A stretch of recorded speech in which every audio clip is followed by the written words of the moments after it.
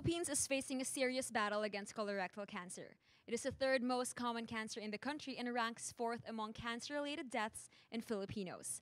While these data are worrying, it is actually one of the most preventable and highly curable cancers if detected early. This is why for this month of March and in celebration of the National Colorectal Cancer Awareness Month, Lifeline wishes to partake in educating the public and raising awareness about this deadly disease.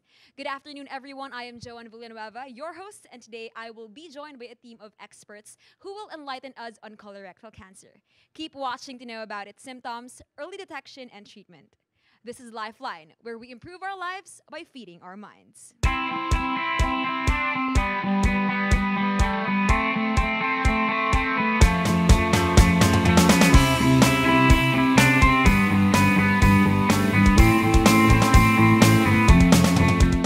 Before we discuss its symptoms and early detection, let us find out first what exactly colorectal cancer is. For that, we will hear from esteemed guest today, Dr. Maria Diana Aileen Bautista, a medical oncologist, and Dr. Frederick Dy, a gastroenterologist. Good afternoon, Dr. Bautista and Dr. Dy. It is a pleasure to have you here with us today.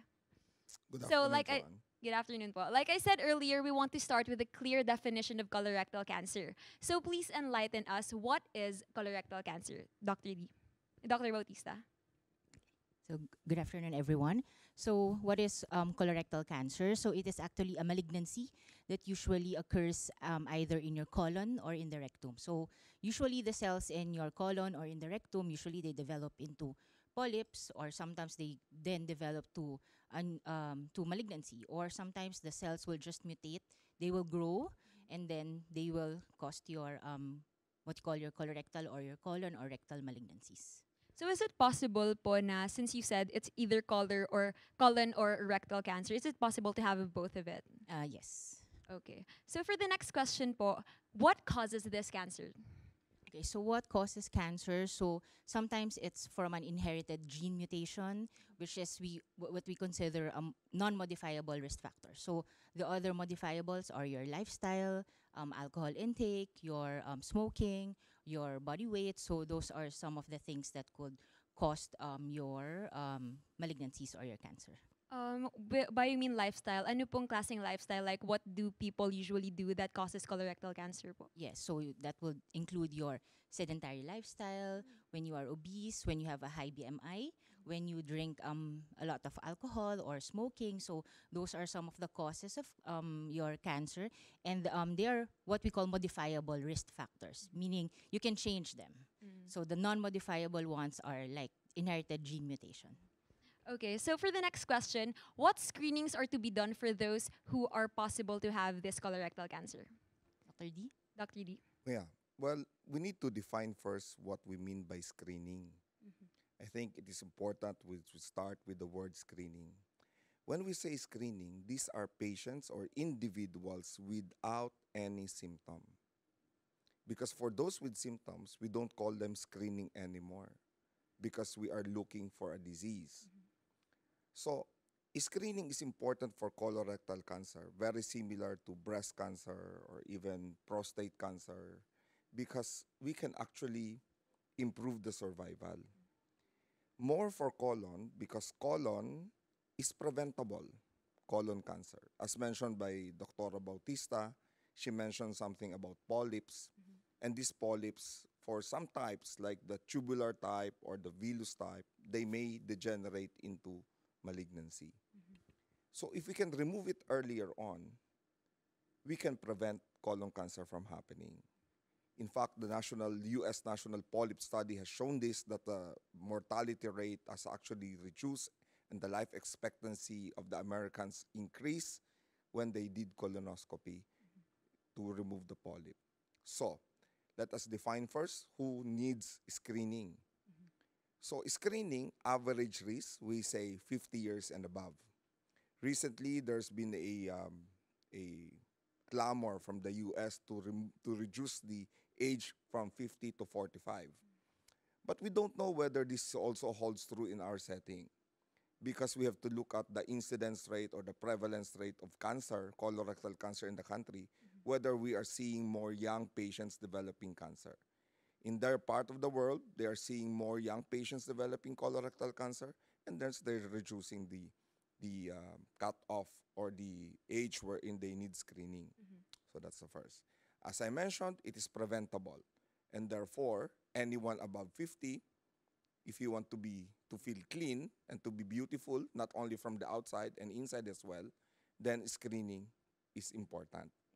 So, what screening test can we use? We have a lot of ways to screen this. For example, we can just use FIT or fecal immunochemical test. This is to test for occult blood in the stool.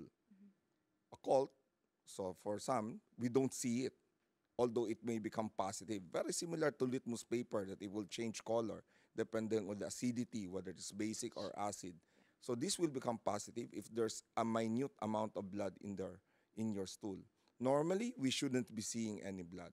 But it is not equivalent to cancer, because the presence of blood may mean other pathology, not necessarily cancer. But this is a good way to screen, because mass screening is best done by fecal immunochemical tests.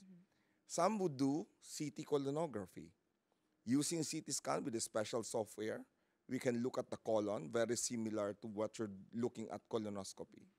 And of course, in the US, they have fecal DNA tests. So they test for the stool with regards to certain mutated gene. If it is positive, then they say that then these patients require further testing.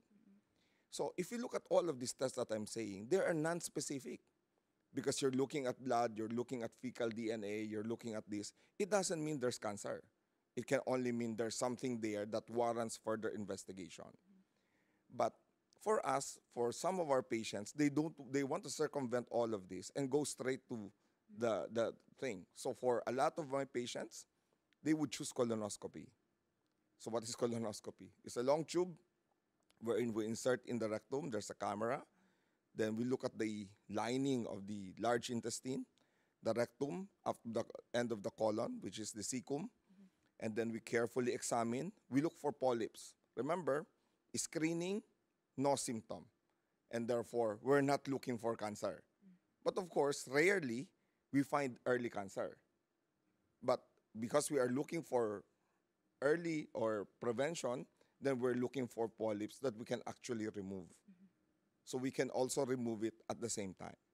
So colonoscopy involves the insertion of a scope into the cecum, and then upon withdrawal, we carefully examine it to look for adenomatous polyps. So would you say that colonoscopy is the gold standard when it comes to diagnosis or screening only? Yes. Currently, it is the gold standard. It is the best, but it is not perfect. Because when you use a camera, the angulation, the perspective of the camera, the vantage point depends on where you are. And therefore, sometimes behind the fold, you may not be able to see it. But right now, the best is still colonoscopy with an accuracy rate of about 95%. And hence, if you do it once, it doesn't mean you don't have to repeat it again. We repeat it every now and then depending on the index findings in the colonoscopy. I have another question. Is there a gender na mas marami pong nagkakaroon ng colorectal cancer, which means na they should be more aware, they should screen more, they should be more cautious na they might have colorectal cancer, or wala naman po? If you look at again the National Polyp Study, they did not classify whether you are male or female. They just said 50 years and above. So therefore, the age is the major risk factor for the development of possible colorectal cancer. But to answer your question, Dr. Bautista also mentioned a lot of risk factors. She mentioned about smoking, she mentioned about alcohol intake, and apart from that, people who are fond of eating animal fat. So if we combine them all, I think males would be more predisposed to develop colorectal cancer as compared to female. Not because of the gender difference, not because of the XY or XX chromosome, but rather it is more on the lifestyle of these individuals. So basically, even for us, we have our quality indicator. We take out polyps. We want to get polyps in 25% in screening. We call it adenoma detection rate. 25% for male, 20% for women. Therefore, we find more adenomas in male as compared to women. But again, this is not because of the genes, but rather this is because of the lifestyle. Do you have anything else to add for the screening, Dr. Bautista? No, usually for what Dr. D said, it's already the screening that we usually do. So sometimes patients will come to us complaining of GI symptoms, and then we evaluate, and then we refer them to our gastroenterologist for further screening tests. And I also heard about CT colonography, pero parang I've never heard about it sa other hospitals. Is it available here in the Philippines? Yes, it's just a regular CT scan. All they need is a software that they can just incorporate in their system, and you can just like map, like GPS. You know, you watch action movies, you see the terrain, like the mountains and all of this. You can see it like that too. But what you're looking at is not really a video. If you're in my generation, when we used to have films in cameras, that is what you will see. You know, the film, the 35 or the 110 before. I'm sure Dr. Mike Alay-Ay is very familiar with all of this. Now, Dr. Alay-Ay will be talking to you later. We'll find about that later. Yeah, so this is what you will see. Unlike colonoscopy, where in your camera, like you're looking at me now, this will be the same thing that you will see. So aside from being one of the screenings for the detection of cancer, colonoscopy can also be a part of the treatment. So when is colonoscopy recommended as a treatment for colorectal cancer? We're talking about colorectal cancer. We're not talking about polyp here. For polyp, of course, if we remove it, then we can say, okay, you're off polyp. But we're talking about cancer. But for cancer, we can also remove it if it's early. Meaning to say, we need to find out as a endoscopist whether the tumor has grown deep enough or only shallow that we can remove it. Meaning to say, if it is deep enough that it goes into the submucosa, okay, so maybe I'm sounding Greek. It's okay. You see, the layers of the colon is divided into few parts. You have the mucosa, the deeper mucosa, the submucosa, then the muscle layer, and then finally the serosa. So that 5 layer. So if the tumor usually grows from the top, from the mucosa, it will penetrate deep into the submucosa. If it goes into the submucosa, then up to that area, maybe we can remove endoscopically. But beyond that, we cannot remove anymore by endoscopy. Number 2, the size of the tumor.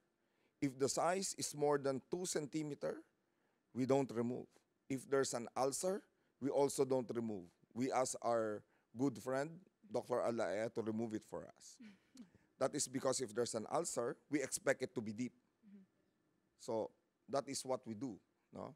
We check first whether we can remove the cancer or not. But polyps, definitely we remove.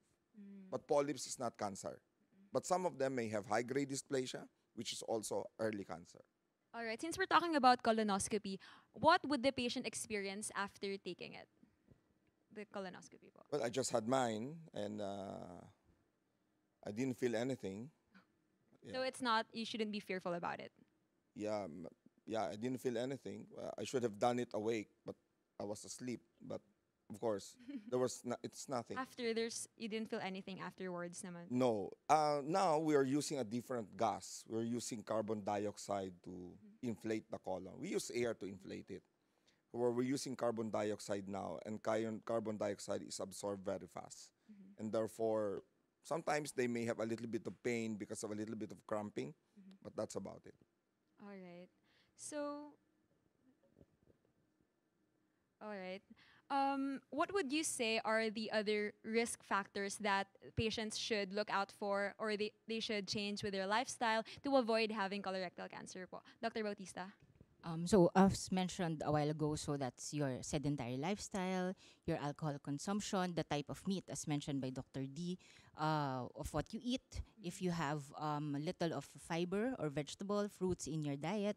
So those are your modifiable risk factors that will help you at least prevent or not develop your colon malignancies. So the other things that patients should look out for will be symptoms.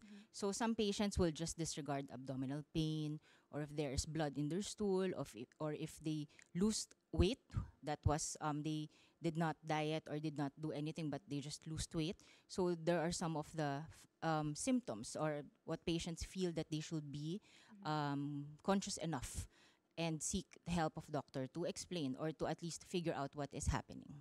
All right, since we're talking about symptoms, what would you say? Since we're talking about symptoms, what would you say na, kunwari, I'm experiencing symptoms, kanino pong specialist ako magpapacheck agad? Is it gastroenterologist? Is it oncologist na agad if I just search about it? Or should I just go to a general physician first? Well, you can go to a general physician or you can go directly to our gastroenterologist friends. But of course, since we don't want to scare patients, we don't say now once you have abdominal pain, you have cancer automatic. So we don't want to do that. We don't want to scare them. So some patients, you're correct, will Google and look for abdominal pain and it will come out colon cancer. So they can go to a specialist, actually any specialist. What is important is awareness. And then once the results are there, we know where to refer the patients. Usually it's always multidisciplinary. There's just not one patient treating one or a patient. So there are different doctors involved. All right, thank you so much. We definitely learned a lot from Dr. Bautista and Dr. D's answers today. In this Colorectal Cancer Awareness Month, it's extremely important to be informed on the hows and whys of the disease. Up next, we will also be hearing from a cancer surgeon and radiation oncologist. But before that, let us all watch this video from the UST Hospital. The Benavides Cancer Institute of the University of Santo Tomas Hospital, inaugurated in 2006, has been a center of excellence devoted to the holistic care of cancer patients.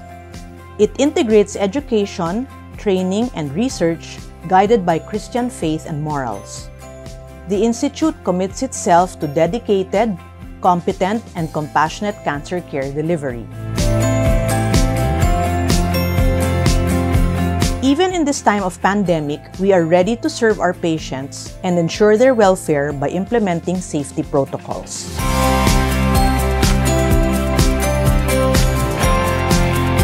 Huwag kang mag-alala. Safe at alaga ka dito. The center is well equipped and sanitized, maintains proper physical distancing measures, including full vaccination of its staff to prevent the transmission of COVID-19. At BCI, we deliver state-of-the-art management through the optimal utilization of facilities and technology in a patient-friendly environment. Optimal and efficient cancer care is best achieved when doctors from medical, surgical, and radiation oncology fields, together with allied healthcare specialists, come together to discuss the most appropriate management for every patient. This interaction between physicians, the patients, and their relatives is made possible through multidisciplinary meetings that are conducted using online platforms to ensure that the best possible care is delivered to each and every patient. The center will operate our brand new Varian Vital Beam Linear Accelerator later in the year. It will allow us to deliver efficient radiation therapy techniques such as stereotactic radiosurgery and stereotactic ablative body radiotherapy. The center offers chemotherapy for all cancer patients. The section of hematology provides comprehensive care of patients with leukemia and other blood disorders. Bone marrow biopsies are done by our highly competent hematologists that enable the accurate diagnosis of malignant blood disorders. The center also offers outpatient transfusion and treatment for both benign and malignant blood diseases. Here at the Benavides Cancer Institute, we make sure that all your needs will be given in the best possible way. Safe at alaga dito sa UST.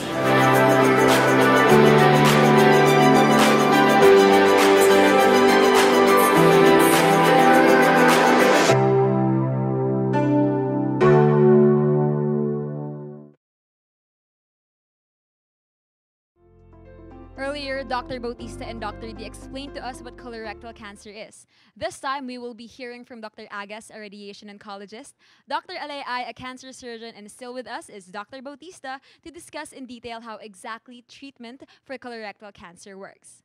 With that, allow me to introduce Dr. Agas and Dr. Alay-Ay. Good afternoon, Doc. We are honored to have you here in the show. Good afternoon. Good afternoon. So, what is all your approach to the treatment of colorectal cancer? First, let's start with Dr. Alay-Ay. Yes, no, to achieve the best result, colorectal cancer or any other cancer for that matter should be managed by a multidisciplinary team. So that's why we have the radiation oncologist, Dr. Agas, Dr. Bautista, the medical oncologist. And that's how we treat it or approach it. We talk about it, we plan our treatment, and then initiate our treatment. All right. What about you, Dr. Bautista? I totally agree with Dr. Alay-Ay. Any type of malignancy, it's always multidisciplinary. So one doctor cannot decide solely for the whole treatment of the patient. Different doctors will discuss and decide what is the best plan for our patient. And of course, on the discussion, you also involve, of course, the patient and the family. You lay out all the plans that is possible, and then you discuss the pros and the cons of the treatment for them to receive the best treatment. Yeah, so in the end, it's still the patient's choice if which treatment she wants. Ganun po. We will discuss what is the best. We will offer what is the best. And then we will lay out, of course, the patient will decide. If I don't want this and that, we have to explain what will happen if this is only what you will receive or if this is what you will choose. But of course, what is the best is what we will still offer to the patient. Okay, thank you so much. What about you, Dr. Agas? Really nothing much more to add to that. Just we wanted to emphasize the importance of the multi-specialty approach to colorectal cancer because as Dr. Alay-Ay and Dr. Bautista mentioned, not one specialist can treat colorectal cancer. Yeah. Okay, thank you. Now, Dr. Alay-Ay, at what stage is colorectal cancer recommended to be in surgery po? Okay, so just remember that we're dealing here with two different entities, okay? Colon and rectal cancer. I mentioned that because the approach somewhat differs, okay? But basically, if we are after cure, surgery is an integral part in the treatment of colon and rectal cancer. We offer surgery for colon cancer ranging from stage 1 to stage 3. Actually, even stage 4, colon cancer, there's a role for surgery. The same thing with rectal cancer. The real question is, when do we offer or when do we do it? Is it before or after the other treatments like before chemo, before radiation? Okay? So when it comes to colon cancer, we usually do the surgery first. Okay? Stage 1 to stage 3. And then depending on the final stage of the cancer, then that's the time wherein Dr. Bautista and possibly Dr. Agas comes in to give the chemo and the radiation. But for rectal cancer, once, like Dr. D mentioned a while ago, the depth, the stage of the tumor, we usually operate on them right away if they are early stage, stage 1. But for stage 2 and stage 3 rectal cancer, usually chemo and radiation goes first. Then we operate on them after the chemo and radiation. All right. Can you explain to us what happens during the surgery po? Okay. Basically, we follow the same principles in doing the surgery. Okay? And we try to achieve the same goals. One is to remove the tumor with negative margins, around 5-6 centimeters of margin. That's enough. Second, to remove the draining lymph nodes. So, yung mga kulane na nagde-drain sa kanya. And then, third is to reanastomose or to return the continuity of the bowel. Okay? So, that's our goal in general. Okay? Because I mentioned that because sometimes, and I think this is the most common apprehension by our patient is, Doc, magkakaroon ba ako ng colostomy? You know, the bag here wherein your stool comes out. We usually encounter that in emergency cases, but in elective cases, particularly colon cancer, we rarely do that. Usually we were able to anastomose them. Okay? But for emergency cases wherein the patient presented with perforated cancer or obstructed cancer, that makes the environment or the bowel unfit for anastomosis. That's why sometimes they do have colostomy or ileostomy coming out through the abdomen. But those cases, those are rare cases, And if they do occur, it is only temporary. We'll still go back to return the bowel inside. Okay. Are there any other complications po, other than what you mentioned? Well, After the usual complications, bleeding, infection, possibly leak. Okay. Again, these are rare complications. As long as we follow the protocol, the treatment protocol, we follow the basic surgical principles, these are rare occurrences.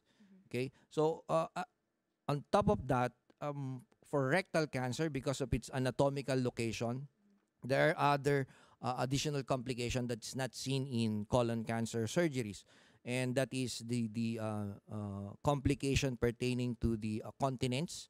If it involves the sphincter, the one that controls the yes, okay, and of course sexual and urinary dysfunctions, kasi they are located in that area where we remove the rectum. All right. Now for other questions. For Dr. Bautista, aside from surgery, what other treatments are available for the patient po? So as what Dr. Alay-Ay mentioned, it depends. It could be before or after surgery. So what medical oncologists can offer is systemic treatment. So what are the different types of systemic treatment? You have your chemotherapy. Previously, it was only chemotherapy that what patients know, but now we have your chemotherapy, your targeted therapy, and also immunotherapy. So there are different treatment options available for patients. It would all depend on the status of the patient, the stage, the histologic diagnosis. So there are many different factors to look into to decide what is the systemic option that can be offered to patients. Are there any medications available na po for this type of cancer? Majority of the medicines for colon or for rectal cancers are readily available in the Philippines. Okay, that's good. Now, what happens if the patient does not want to undergo chemotherapy kasi natatakot sila sa mga side effects nito? So that's the usual concern of our patients when you say you will be needing chemotherapy. You will be needing chemotherapy, targeted therapy, immunotherapy. Of course, all of these treatments would have side effects. So what we tell patients, yes, there are side effects, but then these side effects are manageable. So they could be prevented, or sometimes, of course, if the patient still develops these side effects, there are medicines that can be given. So one common side effect that patients are very they are concerned of is the nausea and the vomiting. So we can give antiemetics medicines before the treatment, and when patient goes home, we also send them with prescription of medicines that they can take at home. So again, those side effects are there, but they are manageable. All right. Now for Dr. Agas, what is radiation therapies? Radiation therapy is a form of local therapy. So as in contrast to chemotherapy, which is a systemic form of treatment, with radiation therapy, we only target a specific part of the patient's body. So basically the area of the tumor. So for example, for rectal cancer, we'll be only targeting the pelvis with X-rays. So we do this again with the use of X-rays. This is what we it's what we call external beam radiotherapy, wherein the radiation comes from outside the patient's body, hence external.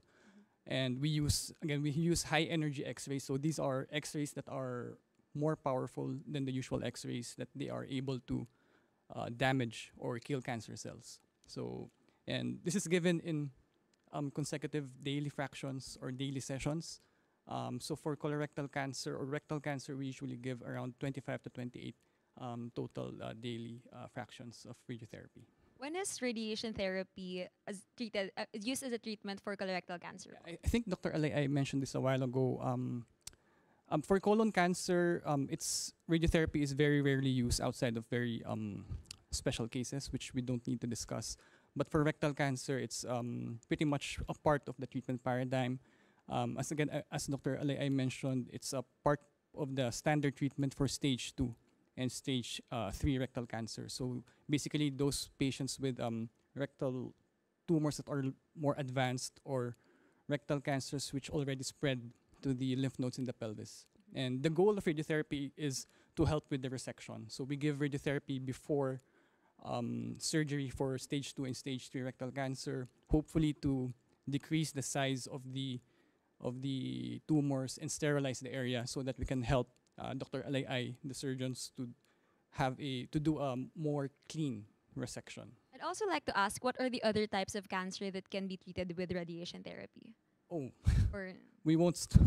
There's so many types of cancers that can be treated with radiotherapy. So we won't. I don't think we'll have enough time to discuss everything. But for example, for gastrointestinal cancers, we use it for esophageal cancer, for pancreatic cancers. Liver it's also emerging right now. So yeah, there's. would you say that it is effective for colorectal cancer? In terms of effectiveness, so maybe we could discuss just some of the numbers. Based on evidence, complete response rates. When we say complete response, there's no residual cancer after radiotherapy. That can range from around 10 to 15% with the usual chemoradiation. There's a new paradigm now wherein we give all the treatments before surgery, or the radiotherapy and chemotherapy before surgery, and in that situation, the complete response rates are even higher, up to 30%. For patients who don't get complete responses, partial responses based on evidence would be around 70-75%. So it's a pretty effective treatment, I think, for rectal cancer. Since it's a pretty effective treatment, may I ask what are the other side effects that patients may experience after undergoing a session of radiation therapy?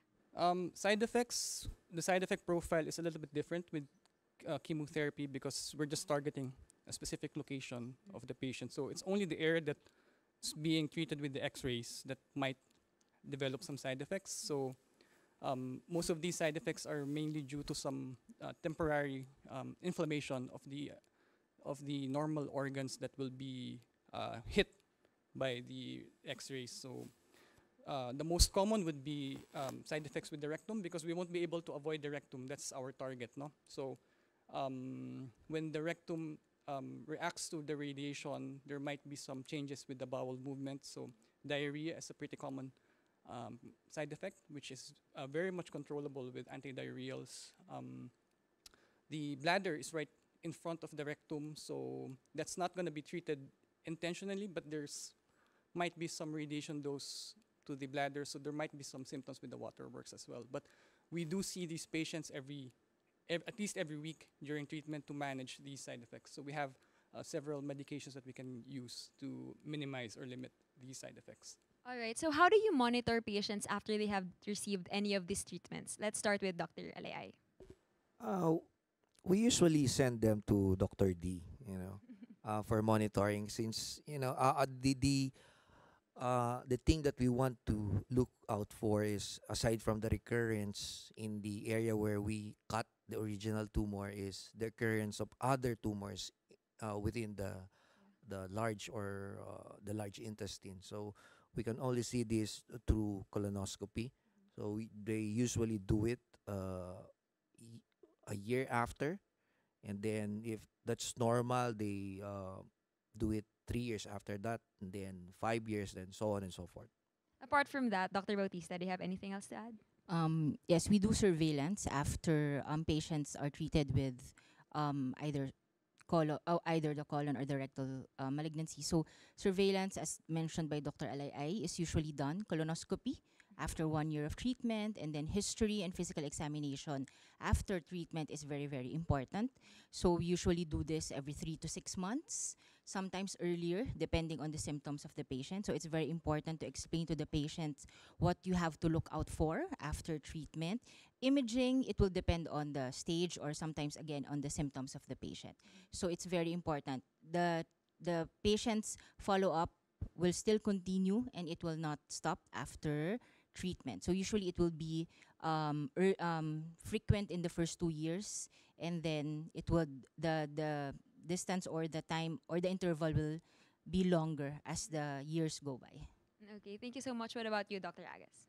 Really nothing much more to add to that. I think what's important is that the checkups, the consults with the physician doesn't stop with treatment. So there needs to be at least a member of the multidisciplinary team who does the follow-up of these patients. So yeah, we do get some of these patients who are lost to follow-up and then come back to us with a advanced recurrence. So we want to avoid that. So yeah, at least one member of the multi-specialty team to follow up the patients. All right, now for our last question, Dr. Bautista, what is the current status of the Philippines in terms of treating colorectal cancer? Okay, so we've all mentioned the treatments that patient can receive when you are diagnosed with colon or with rectal cancer. I think especially University of Santo Tomas is equipped. We have a surgeon, you have your radiation oncologist, you have your gastroenterologist, medical oncologist, and your Benavides Cancer Institute can offer you treatment. So I think we are equipped. All the medicines, well, not really all. There are new medicines that are not available in the Philippines, but almost all of the other treatments we can offer to the patients. All right, so UST Hospital has a lot to offer for patients with colorectal cancer. Now, learning about the treatment for colorectal cancer is incredibly important in bringing hope to those who are diagnosed with it. So thank you, Doc Bautista, Doc Agas, and Dr. Alay-Ay for joining us today. Everyone, if you want to help indigent patients of the UST Hospital by donating, you may contact the hospital on their main line, 8731-3001. For the National Colorectal Awareness Month, Lifeline has the goal of educating and spreading awareness to the disease that plagues the life of many Filipinos. May this episode enlighten all of us on what colorectal cancer is and remind us that there is indeed hope. Once again, I am Joan Villanueva, and this is Lifeline, where we improve our lives by feeding our minds.